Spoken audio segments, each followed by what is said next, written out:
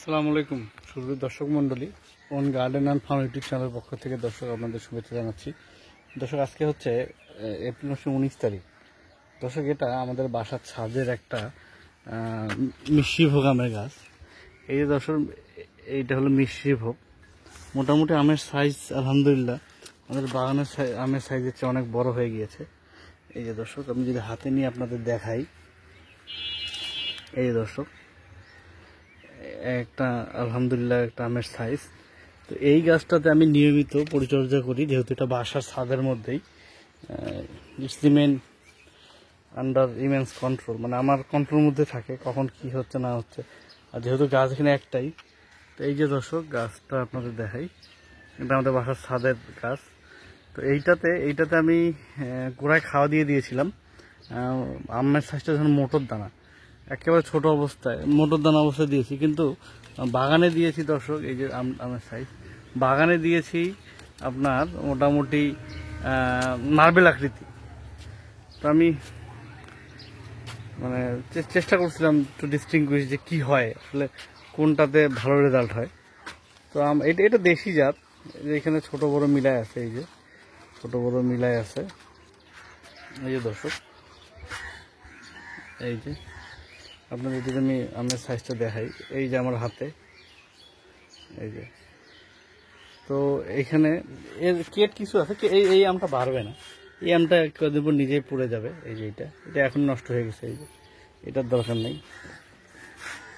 তো এইটা হলো, এটাতে আমি গত কয়েকদিন আগে কপার অক্সিক্লোরাইড দিয়েছিলাম, স্প্রে তো নিয়মিত চলছে। এটাতে আমি দিয়েছি, এটাতে লিটোসেন দেই, লিটারে 1 মিলি কিছুটা কম দিয়েছি, 1/2 মিলির একটু বেশি দিয়েছি। তো এই যে দর্শক, এটা হলো আমার বাড়ির মিষ্টিভোগ। এই যে দর্শক, আমার সাইজ, এটাতে লিমিটেড আম হয়েছে, ধরেন 60-70টা আম আছে হয়তো, বা তার থেকে একটু বেশি।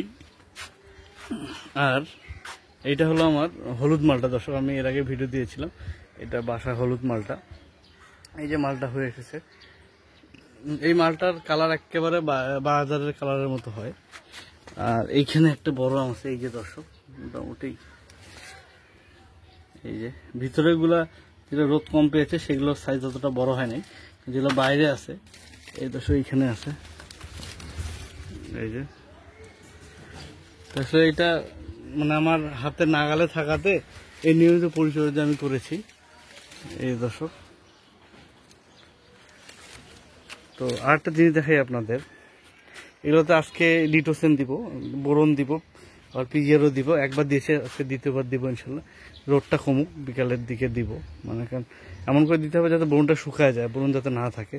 আর এই যে দর্শক, আমি জানুয়ারি মাসে লাগানো আমার এই গাছ, এগুলো হলো বেদানা গাছ। দর্শক, আমি যখন নেই তখন এইটা এবং এইটা, এই দুইটা ছিল। তো আমি প্রুনিং করে এগুলোকে বেশ করা ডাল হয়েছে। এই যে দর্শক, গাছগুলো এগুলো জানুয়ারি মাসে লাগানো গাছ।